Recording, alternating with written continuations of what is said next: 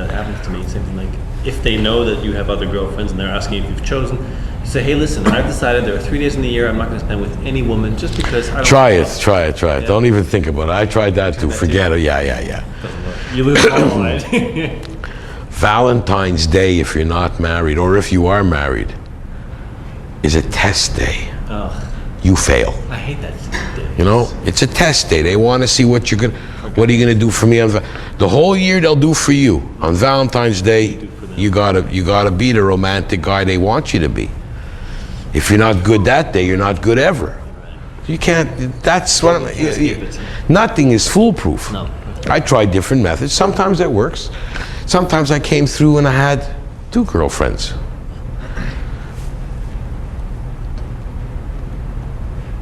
But I even tried once being with 2 of them together on Valentine's Day. That worked? Oh, sure. Dream on. Okay. I lost them both. Yeah. Oh, yeah? Yeah, because they get insulted. That's it. I understand. You gotta walk away from it. Yeah. That's it. You try chasing after it, you don't win. They only will manipulate you for punishment for a while.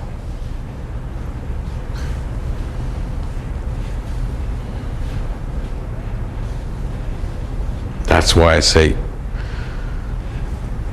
you gotta fuck them both before you try to put them together. Even if they're good friends already, and I met them together. I'm just an opinion. Okay, but you're an expert opinion. So. Yeah, but you see there, which one are you stronger attracted to?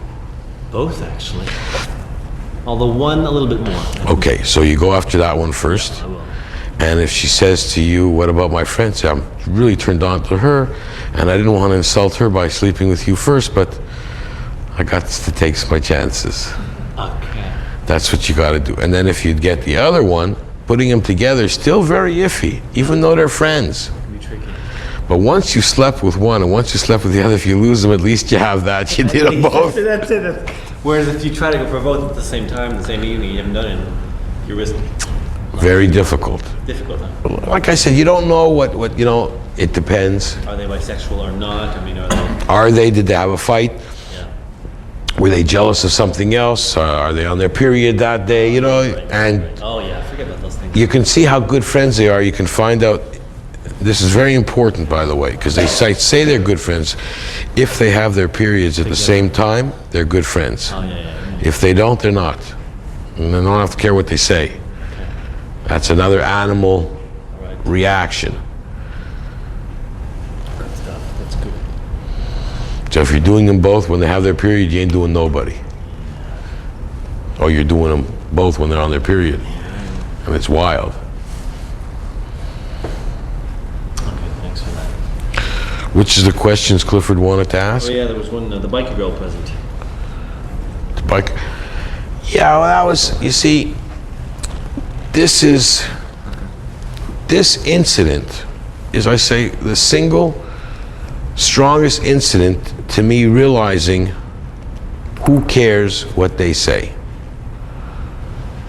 I was a nice kid, sensitive, not wanting to hurt anybody, and I had gotten friends with a couple of bikers, and we used to go across the border into Plattsburgh, New York State, to this bar to drink, because you could drink a year earlier in New York than you could in Quebec. It was Brody's.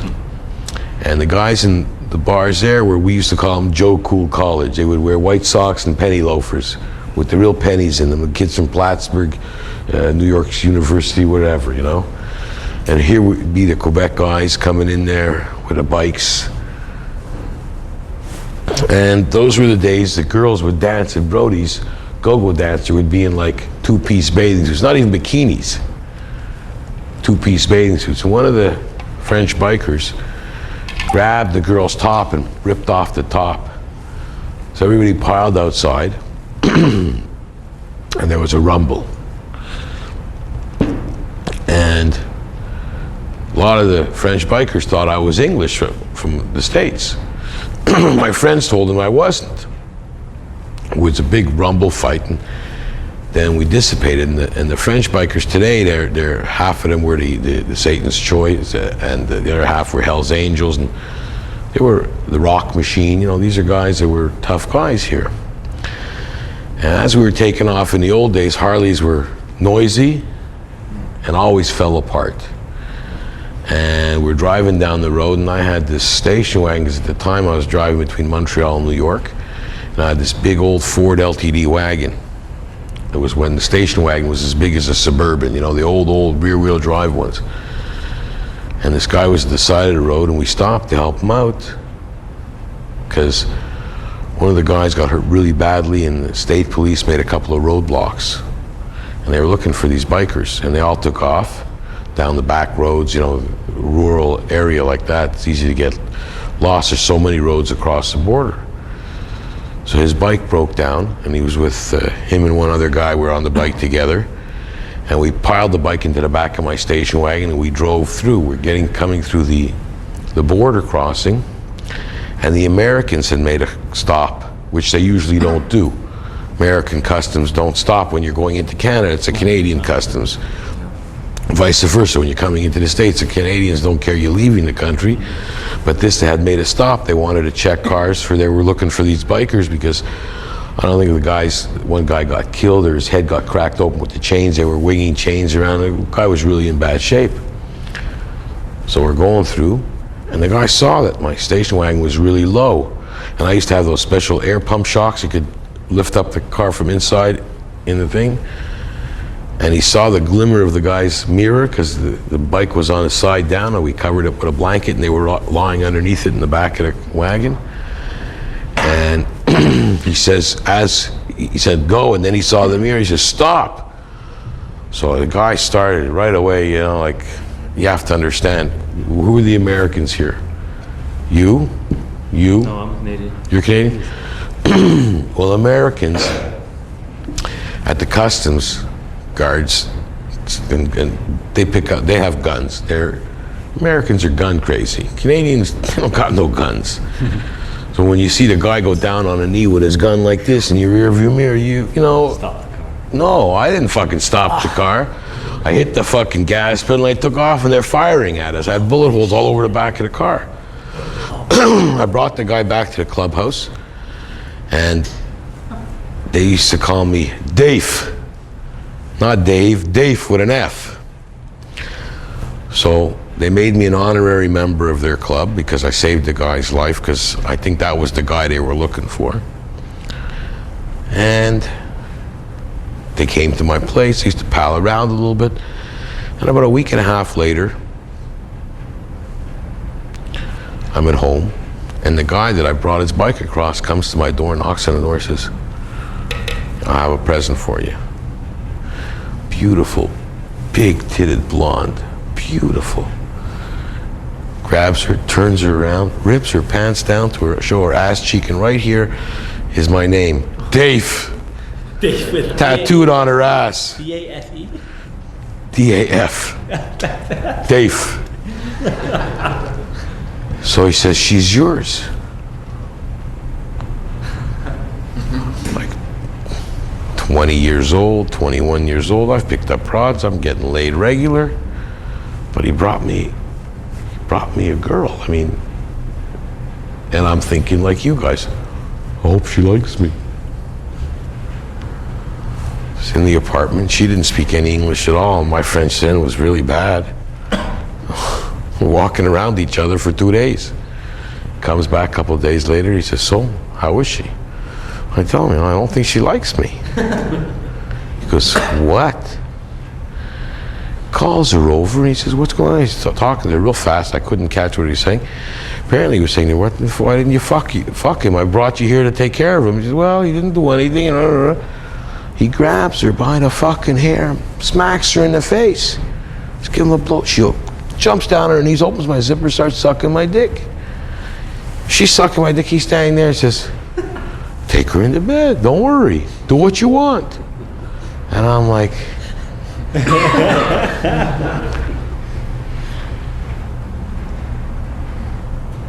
I was pissed off he hit her, and he tells me, no, she likes that. She started to fucking get wet when he hit her. Then these guys, I was a big joke when I'd go to the clubhouse. They'd start laughing at me. 2 days? What did you do? What did she do there 2 days? I said, I made her lunch and I fed. I was the big joke. They brought me abroad just for fucking, all mine. Anything I would say to her, she would have to do. She was a biker chick. I owned her. It was slavery. I owned her. She was mine. She wouldn't think of running or leaving or going back.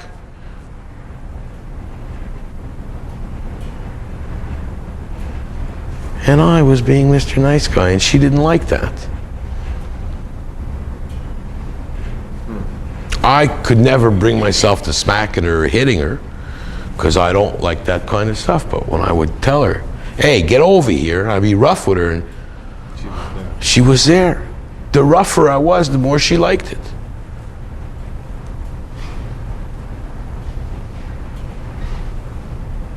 Here I am thinking that, what is she thinking about me? And these guys taught me. Don't care what she thinks about you. Just what you think about her, don't worry. Do what you want. And she was a biker chick. And I'll never forget, I don't want to offend these guys. They were always very good to me in a lot of different ways. And one of the guys had a new chick. She was so cute. So I'm looking at her, and he's opening her top, and we're sitting in the sofa at the club.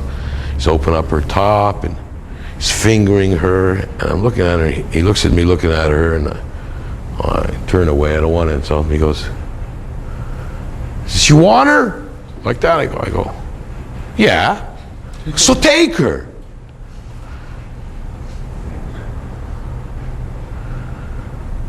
When you're a biker brother, Yeah.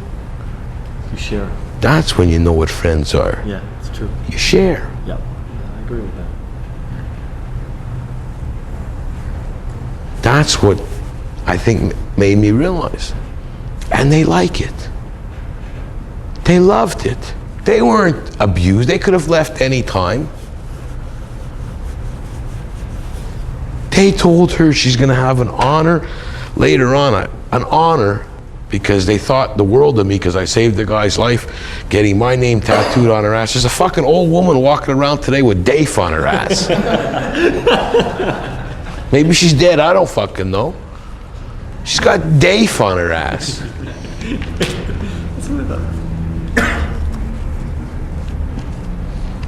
That's it. It's all perception.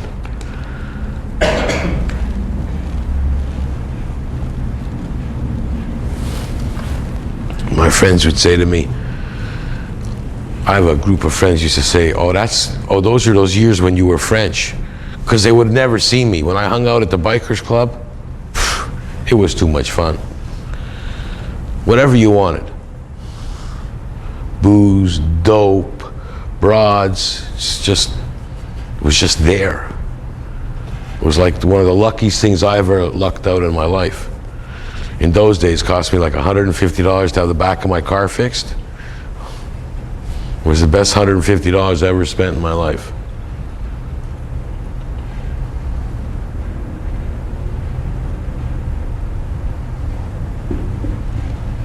And I learned. And there was groupies.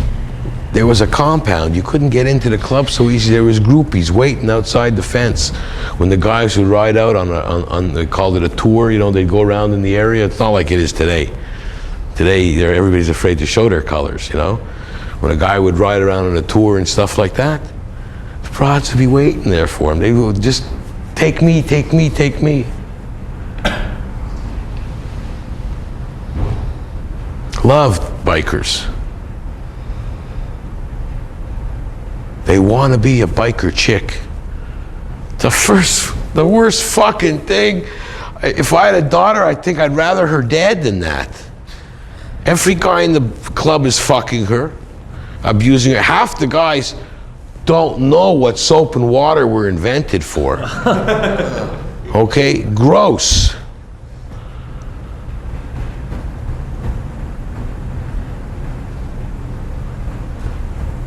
We used to flip to see who'd fuck the one first, because I hated going wet in the deck when these guys were like pigs. If I didn't fuck her first, I sometimes said, forget it, I'm not fucking her until she takes a shower.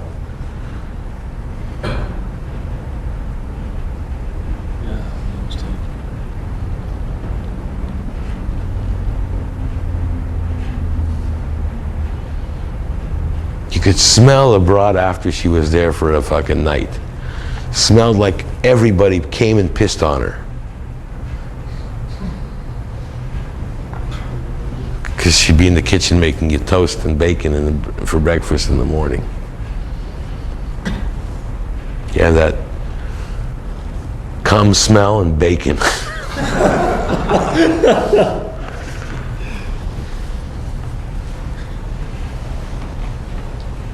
But it's a tough, like I say, it's a tough thing.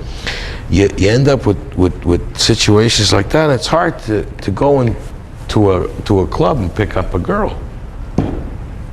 They always had trouble. They would be rough. They'd pick them up too. And you'd be surprised how many women would want to be with them. Shocking. You'd figure, no, guy's dirty, smelly. You weren't a biker if you didn't smoke cigarettes or cigars. I mean, in those days, everybody smoked. It wasn't like today. But the stench in the clubhouse, some days I would go down there and I'd just say, not today. I just couldn't handle it.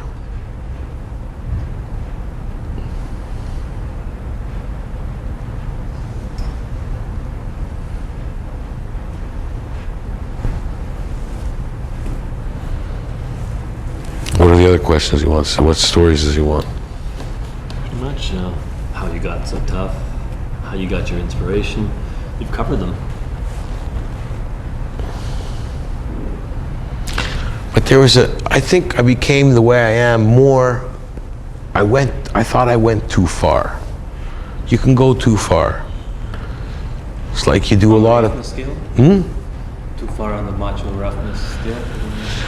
Too far, well, you know, it's a couple of my friends asked me, says, so you were fucking with other guys fucking the same chick? Yeah, I remember I was behind, we were facing each other like this with her in the middle going, you know, I was fucking her in the ass, the other guy was fucking her pussy, and our balls touched each other. You know, I was never worried about my masculinity. I never thought I was going to be a faggot. I didn't want to touch his balls. If I touched them by mistake, fine. But a lot of guys, oh, my friend, oh, you did. Yeah, it got to the point where it took a lot to turn me on. I met a girl and, I don't know. I got 2 other broads waiting for me at my apartment, naked. You tell me while they wait for me. You get, you know, when you have the stable like I had, you can't fuck worse than you have already. So if you're fucking a lot of good-looking women, or you got a lot of good-looking women, you only can go after good-looking women. Mm-hmm. You can't go after...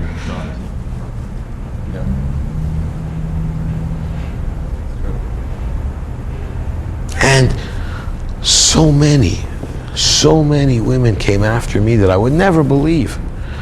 I went through my first divorce and I used to go to the bank and I would make friends with one of the girls there because she'd pass me faster. So I chatted her up a bit, you know, I got a good gift. You'd see me in action with them. And sometimes I got caught off guard. Because here I am doing my company deposits, you know, bank deposits for myself, and I'm going through the fast commercial section when I should wait in line like everybody else. She's passing me out and she says to me, so what are you doing this weekend? I don't know. She's big, fat broad. So I go, I don't know. I'm a little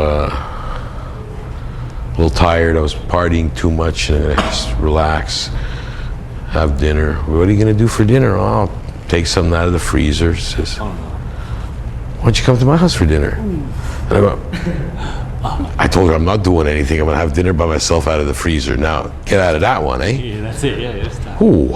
You never saw it coming. I didn't see it coming. I didn't know if she was married. She talked about a kid. She had a kid. She talked about a kid. I presumed there was a husband.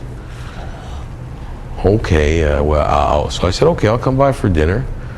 I'm feeling kind of tired. No, don't worry. I'll give you a massage. I'll relax you. Oh, I knew I'm gonna get. And she's like, well, okay. Listen. It's not the face you fuck, it's the fuck you face. So I figure, okay, I'll try.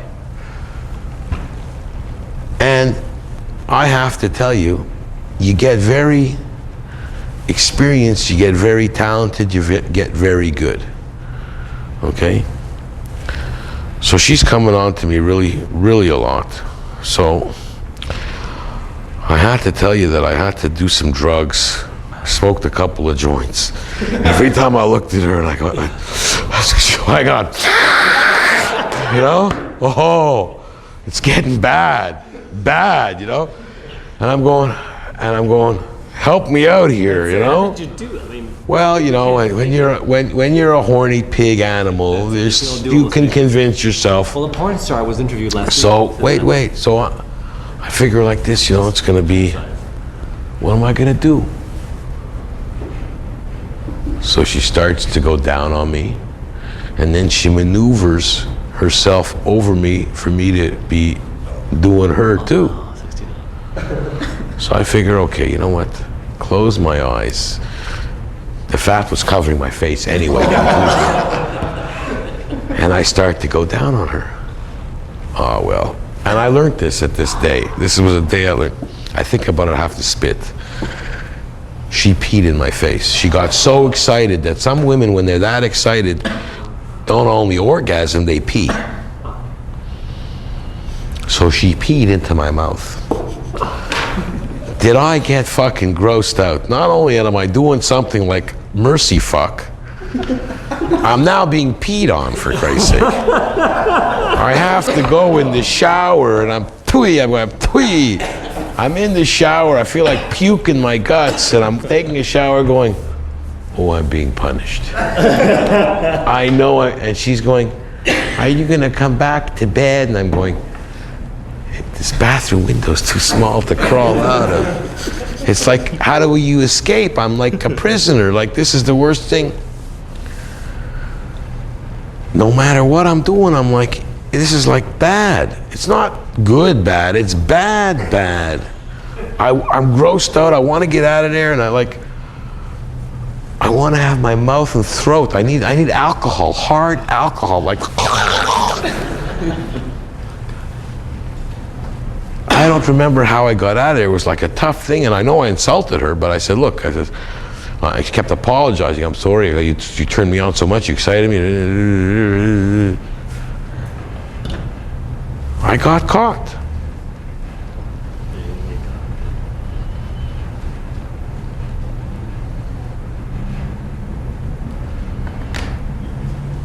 Not every experience is good. Sometimes you get caught. You can't say no. How old were you at that point? 33. So this was after the fighter experience? Yeah. Oh, this was after I had gotten married for a while and got divorced. And like I said, we were talking or chatting, how are you today? Can you take my deposit? I don't want to wait in line. It's a really big line. Yeah, sure. How's your son? Fine. How's your wife? Oh, I just got my divorce 2 weeks ago. Oh yeah, really?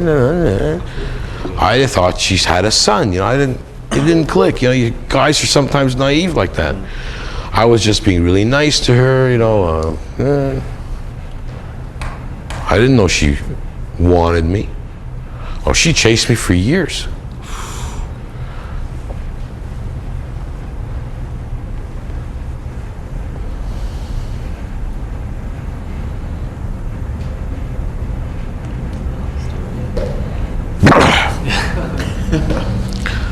But that happens. There's a lot. Lots of different experiences I had. Some were really funny. Some were wild.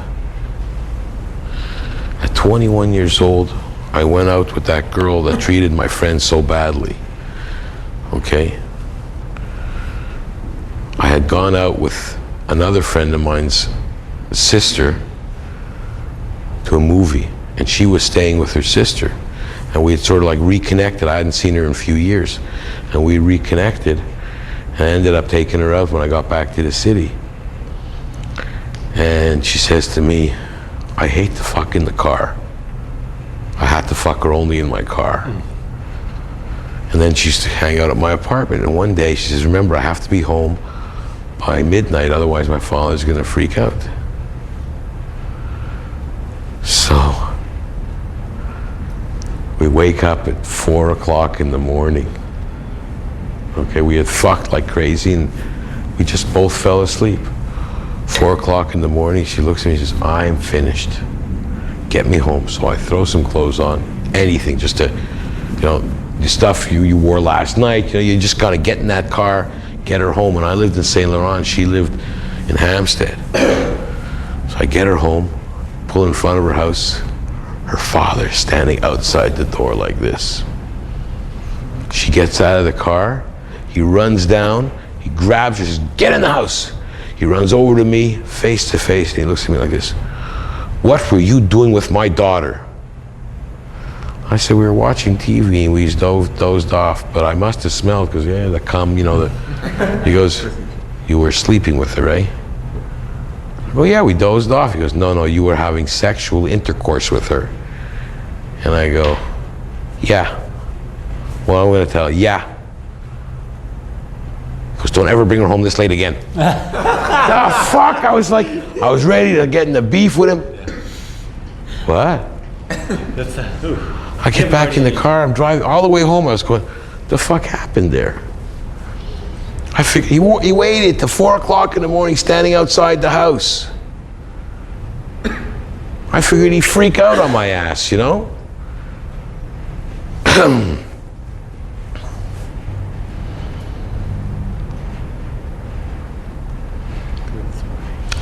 We had a party at my apartment once. Invited Clifford to come over. And I had a rule, you can't fuck him in my bed unless you change the sheets. So we were out of sheets because the party was going on for a while. So he wanted to do this girl. I think she was from Ontario. So I told her, take her downstairs and do her in the sauna. So he takes her downstairs in the sauna. I tell all my friends, he's gone down to the sauna. Let's go have some fun. So we go downstairs, he's in the sauna fucking her. We turned on the sauna full. When he got into it, it was cold, he's fucking her. And you can see him starting to sweat, and he's fucking her. And we're all standing at that little fucking window. 20 guys standing there. And he's going, and you can see him, he's going, and she's getting hot too, okay? You can see, it's like the worst place to fuck is in a sauna, Yeah, Remember that, Cliff? Something like that.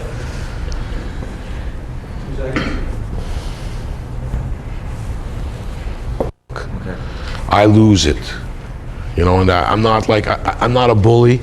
I don't push my weight around on anybody, but that's your alter ego, I guess, comes out when there's certain situations. Yeah, no, I could smoke something funny, and I'd be giggling and laughing and feeling good all night and never get mad, like my wife called me tonight, she just crashed into the garage door with the car. It's an accident. I don't lose it for stuff like that. But get me drunk and something happens. And I don't like myself that way, so I'm the kind of guy I don't like to lose control of myself, because I'm always very controlled. I'm always thinking, what am I going to do next? So I'm not good to get drunk.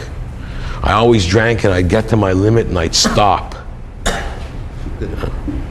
And it's the way my whole, like, I'm an all or nothing person, so when I start to drink, I go overboard with it. So that story. What's the story about how you got to be so tough? No, it's my persona on being tough. Tough is a mental kind of thing, and it's not tough to go out and be the strongest guy in the group. But tough is to be able to look anybody square on in the face, no matter who they are, and tell them the truth. If I think something about you, I'm going to tell you, and I'm not afraid. And the trouble is, if the next time I meet you, you say it, you'll say that you said about me. I'll say, yeah, because it was the truth. It's easy to remember. So when I was a kid, I used to remember this guy. He had one of those Route 66 Corvettes. I don't know if you remember those. It was one of the first ones out. I think it was a 65 Corvette. I was like 15 years old, and he used to work on his car, and I thought this guy was the coolest guy, the toughest guy. And I went up to him and I says, you know, we used to hang around with all our friends there, and I really tried to emulate this guy. And I said, what makes you so tough? What about you? How do I become tough like you? And he looked at me and he says, you have to be able to look anybody in the eyes and tell them the truth. It's the hardest thing in the world. That's how you get tough. Because everybody wants to spare your feelings, but one lie is another lie is another lie. You either tell them, I'm not telling you, or you tell them the truth. That's a tough gig, eh? Absolutely. Tough to tell a girl, I liked you for a while we were together, and I really not, you know, I never, like I said, I told 2 women I loved them. Yeah. I tell my kids I love them. There's some friends, male friends, I love them as friends. I mean, they're good friends of mine. Clifford's like a kid brother. I love him like a brother. But I'm not going to tell some girl that I want to fuck that I love you, because if that gets me fucked, what for? I don't, and I don't care enough about her to lie to her. I'd have to care so much about her to lie for her. And why? It only gets you in trouble. Every time you lie or you try to get out of a lie, it comes back to bite your ass. No matter what you want to say. That's why I don't believe the guys that brag. I did this, I did that, I did this. I was always quiet about what I did. Clifford and some guys come over, show them the album, show them the album. No. It's just, you know, every once in a while I like to look and say, wonder where she is today. You know? I lived out every fantasy. Every single one that I had, and I got a good imagination, you guys can appreciate that. I wanted to try everything. I figured, you only got one go on this planet.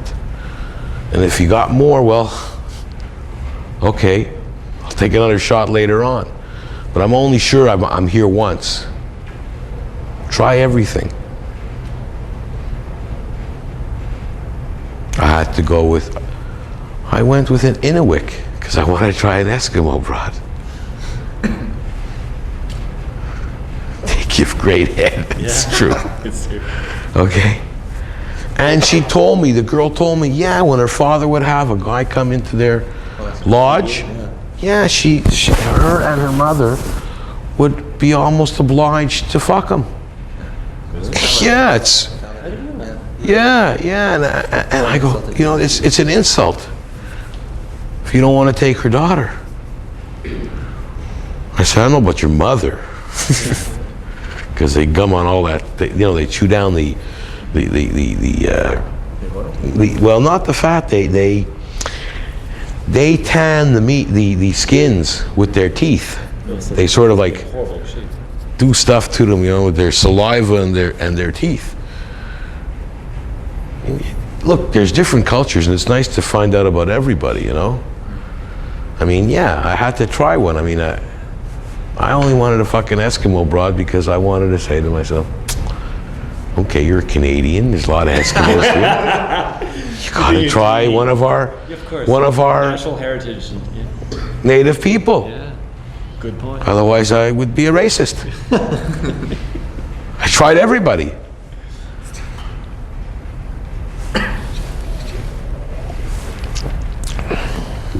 I mean, let's put it this way. I didn't try a Cambodian and the Vietnamese, and no, I tried a Vietnamese and I quit. Same as Cambodians. Okay. Right. Okay, it's enough. I mean, you go bananas. You want to try from here? I could never stop. But yeah, these fantasies I had, I wanted to live them out. It's good. I think it's healthy. Can I ask you a quick question? Yeah. In your stable days, harem days, did any of these women often at some point say, "Oh, David, I'd love to have you over at my parents for dinner"? Always. Okay. And what did you do about that? I went. You went. Okay. You accepted. Because you see, the harem. Don't forget that a harem is a harem to you. But it's not to them. You're a boyfriend. Yeah. Okay. It's funny. Oh yeah, I went to one. I'll never forget this. Over the Christmas holidays. So I figured I'll stay at a lodge not far from their country place. But there was no lodges, and they said you have to stay in our house. And all the boyfriends of all the girlfriends were sleeping around the house. Okay? So she came down to where I was. It was like an alcove area, okay? And her father's office was around the other corner. And she's on top of me. And he walked by us, and I'm like, I'm dying there, okay? We had the blankets on it. She says, "Oh, he just probably thinks I'm sitting on you." I go, "Yeah, right, It was too open. I was so uncomfortable.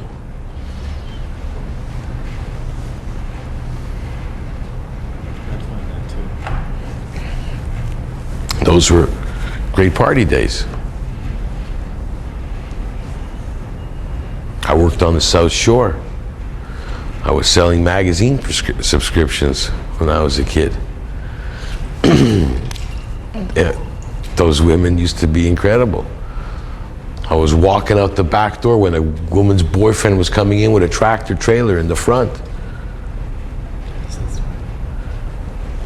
You've never run in the dead of winter holding your shoes, pants, all your clothing, and trying to find the keys to your car with your naked ass and bare feet on the fucking snow as you're running, okay?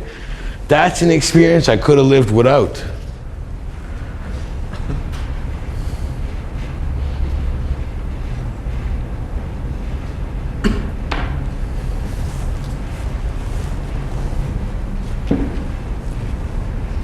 But you have to realize, you have to go after what you want.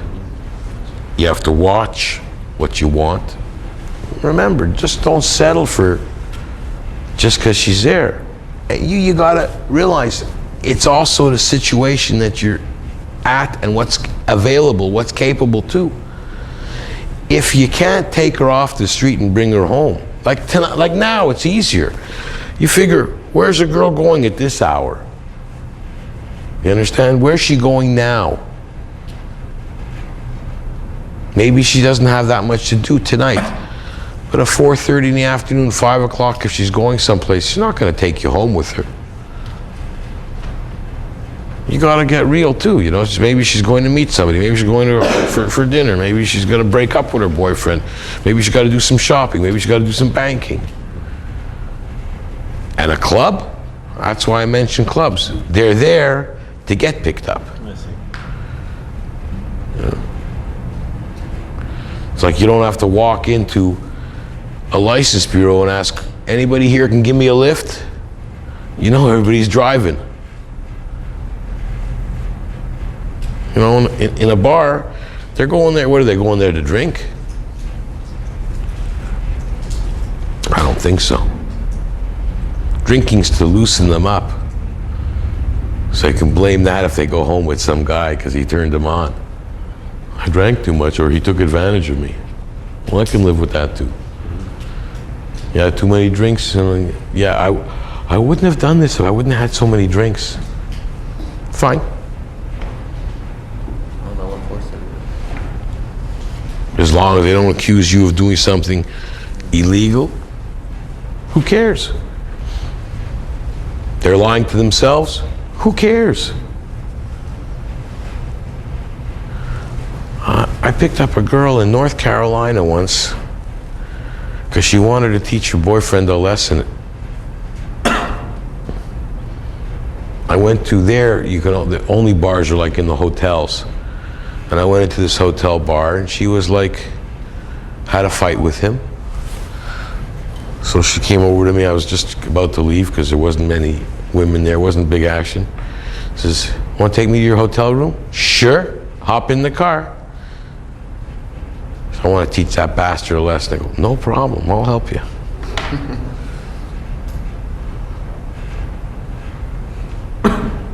She's fucking me to spite him. Oh, I can handle that.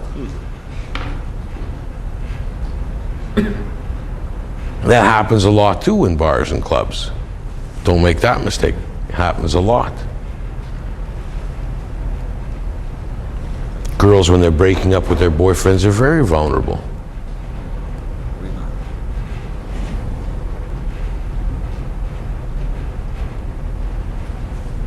Got another question? No, I think maybe it's time to wrap it up. Yeah, real quick question. Go ahead. Let him ask a few more questions. And so, what time are we supposed to leave here? Soon. Okay, let him ask a few more questions. That's really great. No. Do you think that mothers sabotage their sons' success with women by some of the things they do and some of the things they teach their sons? Of course. Absolutely. Of course. Of course. That's what I said at the beginning. We're brought up by our mothers. I mean, intentionally. I don't know if it's intentional. It's not malicious. I don't know if it's malicious or intentional. It's the way it is. I don't think your mother tried to teach you to be nice to women to fuck you up. I think that they don't realize you're their baby. You're their little boy. Nobody will ever love you as much as your mother. You try to find that from a woman, but I doubt it'll ever be. You're her child. She produced you. Maternal instincts are the strongest in the world. Did they try to fuck you up? I don't think so. I don't care what people say. They might want you to be a certain way because of relationshiip they had with either your father or other men. You don't know. It's how they've evolved. Definitely that their training on the young men of today is wrong. It's wrong. It's a different world out there. I believe there's a lot of men that are gay or act gay because of to hide away from the pressure. It's easier to just be gay than try to go out with some of these women. Absolutely. Women are cruel. Women are very cruel. Okay? They're very cruel. They can ruin a relationship as well as make it. If you're lucky enough to start your sex relationship with women like I was, you might have the best time of your life. And if you're like my friend Warren, he always felt inadequate. It's a terrible feeling. I can't relate to that. I was treated by a woman who was a very sexual person, and she taught me. She taught me where to touch her, how to please her. She manipulated me. In retrospect, I don't think I'd even, if she was alive today, I wouldn't do what those guys do with the priests and say I was molested. I don't believe I was molested. No. You know, I don't feel I was abused. Maybe my parents would say, look what you did to my poor son. But thank God nobody put her in jail. When I was 13 years old, I reached puberty like at about 12 something, you know, and at 13 years old, I thought it was hard like that all the time. It was never soft. Because of her, most of my life I could do 4 or 5 orgasms a night. I was always turned on by them. Yeah, it's, you know, I was always, I like Clifford, I used to say, he'd say, didn't like her. She wasn't good looking enough for me, or she didn't. I go, you gotta fuck all of them. You gotta fuck the ugly one too, because it's not only the, you know, and I'll tell you, the best looking ones are not the best in bed. I had this one broad, she was my number one, the best ever. She'd sit on top of me, and with her cunt, she'd squeeze my dick like, fuck, like, incredible. Every time she did that, I'd blow it. And I was good. I mean, hell, I could control myself really well, and that's all it is to who can orgasm first, or they want to see how good you are. Just have to learn how to control it. And the more you do it, the more you can control it. That's all experience. But yeah, but this one, she had some, you remember, I think I told you, holy shit. Her, I would have chased after all my life. Really? Oh, it was like, she would just like, anytime. What she could do with that twat of hers was incredible. She used to say, I practice my muscle control a lot. I said, you should give seminars to women, that's for sure, God damn it. That was incredible what she did.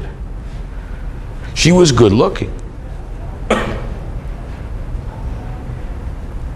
But some of the girls, I had this one girl, her name was Elise. She was a little chunky, a little lumpy, but she could suck the chrome off a bumper. And that's what you want sometimes. It's not always the good-looking broads. You know, you want the good look. What do you want her for? Trophy-wise when you walk. You know, you have to realize, what? They're good trophy-wise when you walk into a place. Yeah, it was great. I used to go out, you know, if I'd walk in with her, all you guys would be having fantasies of what I'm doing with her. You know, all fine and dandy. Natural fact. Sometimes the good-looking ones that think they're good-looking, and they're lazy. They're lazy. They don't want to muss up their hair. No, exactly. Muss up their mascara. Oh, I don't swallow.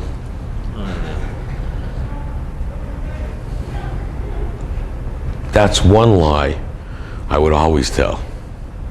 Oh, I promise I won't come in your mouth. That would be after that, I lied. See, that kind of lying, it's not like something I'm going to forget. It's not what I'm going to have to remember. I'll tell her very shortly that I lied. Well, I don't give a shit. I had one, she was going down on me and I held her head down. She puked all over me. I was lying in puke. Okay? You start coming, stinky puke all over me.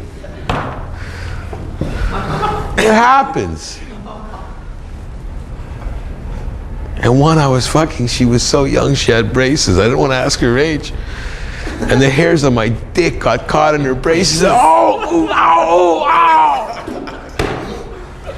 I thought I was having a weird, different kind of orgasm, this pain orgasm. It's all kinds, not saying they were good or bad, it was an experience. Who knew, you know, fuck. Well, I never thought about the braces getting stuff like, you know.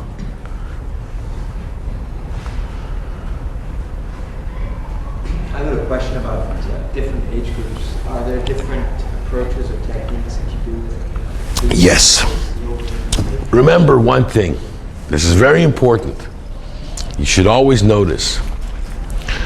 A man is at his sexual prime probably between 17 and 25. That's it. A woman's sexual prime is probably between 28 and 35. So, women 30, 31, 32 are at their dead center of their sexual prime. It's easier to approach a 31 or 32-year-old woman and turn her on than a 20-year-old. 20 years old, it's more adventure and wanting to get the guy to like her.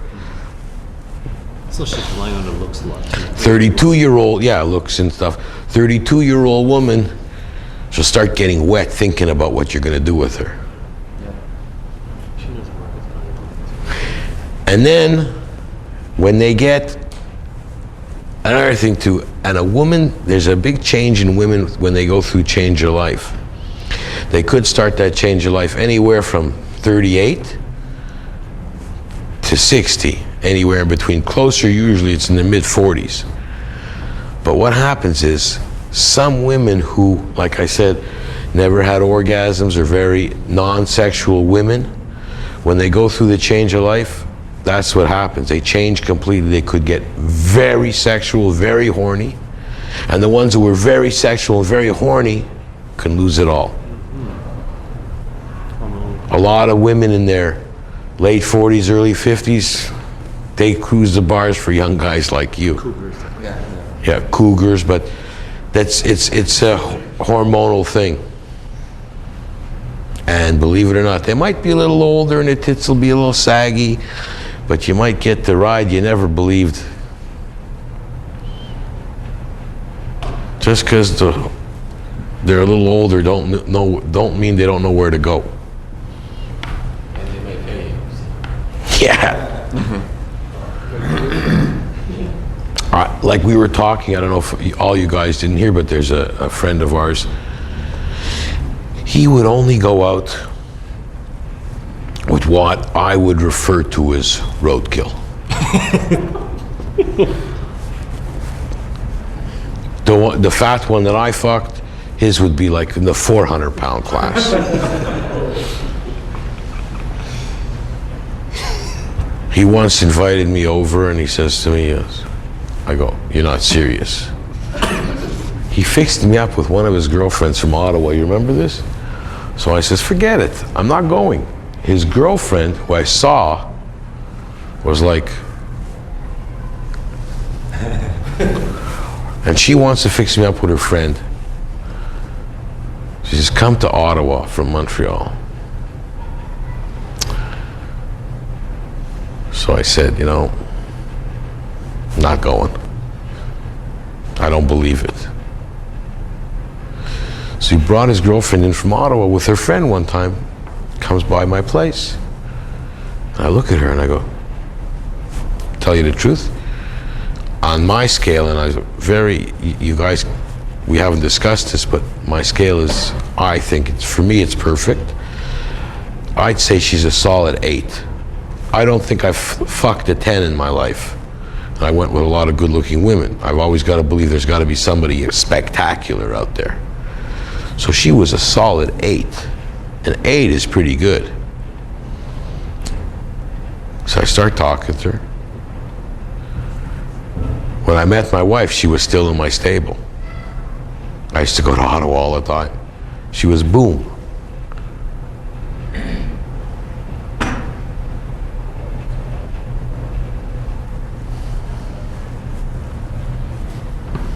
And she used to love to fuck and suck in her hot tub. She almost died there once. I wouldn't let her head up. All right, I think it's time to wrap it up. Any other questions before we go to